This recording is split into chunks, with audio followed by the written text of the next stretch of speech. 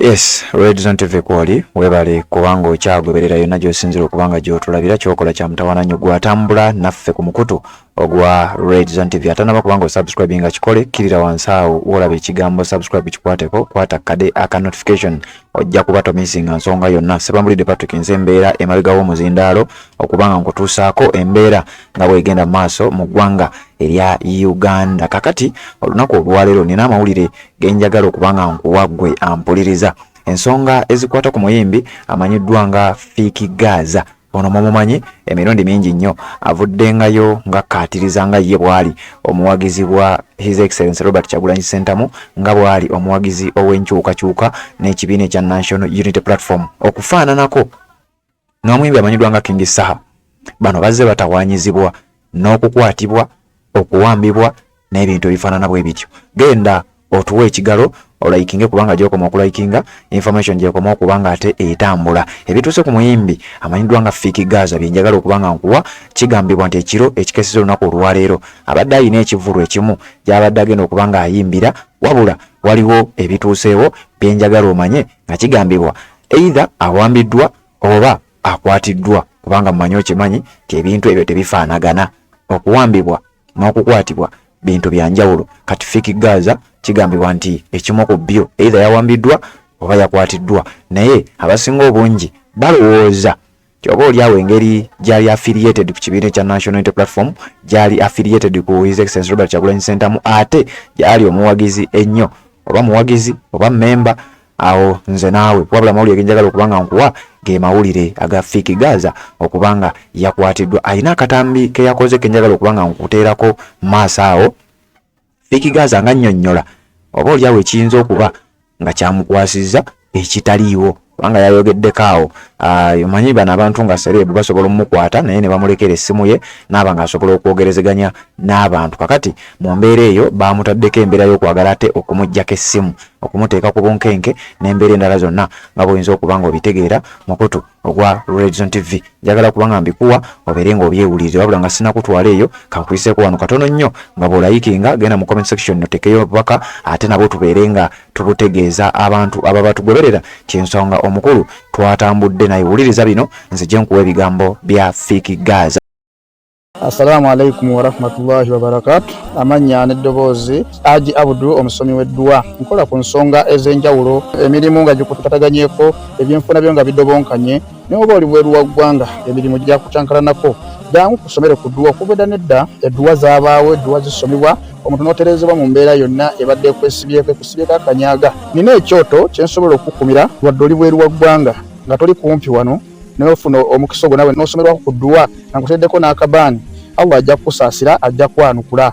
Kuba ku namba yange y'essimu 0752 44 71 56 ne ku WhatsApp kwendi mpereza obubaka sobole okukuyamba. Assalamu alaikum wa rahmatullahi wa barakatuh. Gaza banji baba tutewa tuli wano busukuma ku polisi baba langa ki ate wali just bade ngenda ku stage nga omanyi n'emmotoka emu mbagenze ogira kumbe ndowooza ku kyalo kuliko abanenze gaali ku mulyango yigire nabo. Yes kati you bring that phone here. Boni bagamba ati watu taba yayo uri mu recording recording ngenda mu kula biseka ari mu maseka bichamu bajja tukosa yemu kweshekeza bichamu tojimuwa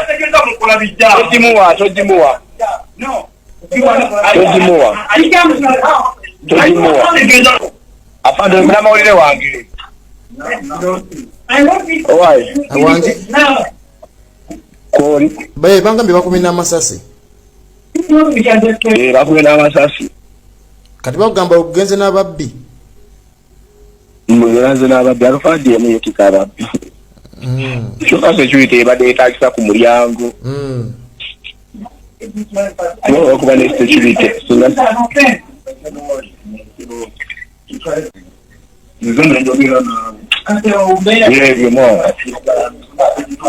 Gaza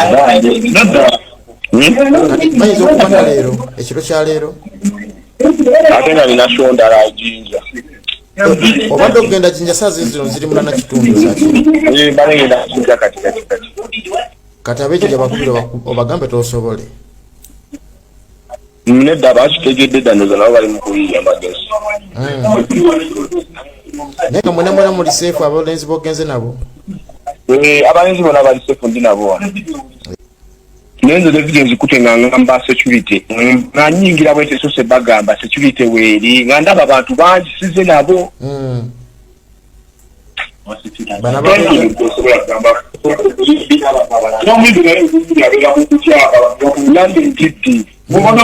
Mukyabulabe nnyo eri omwami yenna olina obubonero buno wammanga naye ate nosaba kubusiriikirira omwami ng'ofuuyisa kumukumungerera mu biseera ebyekiro oba kye tuyita frequent urination during the night omwami ng'olumizibwa mu ndira oba kye tuyita low abdominal pain omwami nga tokyasobola kusibwa musulo.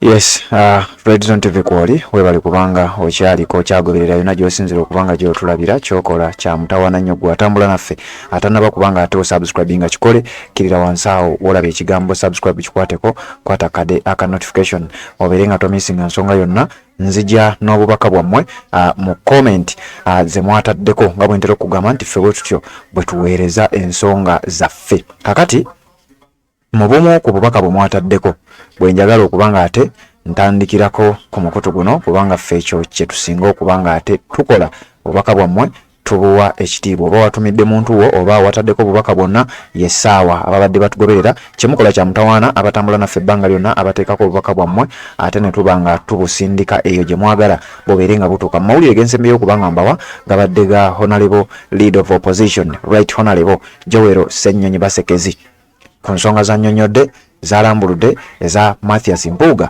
era nga kati bwe njagala okubanga nkutuusaako ensonga abataddeko obubaka mubadde batonotono waako King nga bulijjo bali kubanga kwoli agambye nti mwebale kubanga muweereza munnaye nawe bali kubanga obeerako Isaac Mulondo nga bulijjo agamba nti nze ndi musanyufu abantu abo babagobe tewali kugenda wabweru wa ggwanga Isaac Mulondo webale kubanga ogoberera message etuuse bulungi nnyo Nantongo Jeni webale kubanga nawe obeerako nga bulijjo kubanga ate oteekayo obubaka bwo message etuuka ne tugitegeeza eggwanga Abdul Salamu Serugo webale kubanga kwoli message etuuse mukutu gwa Red Zone TV Sabambulide Patrick Nzemberawo kubanga mbaweereza ate tusisinkane oba tuwuliziganye mu updates ezigenda okubanga ziddako ate nga tubatuusako amawulire gonna nga bwe gagenda okubanga gajja leero lunaku lwa Sunday nakusoma ziri 18 mwezi gwa 8 2024 byonna tugenda kuba tubyogera wano ku mukutu ogwa Red Zone TV.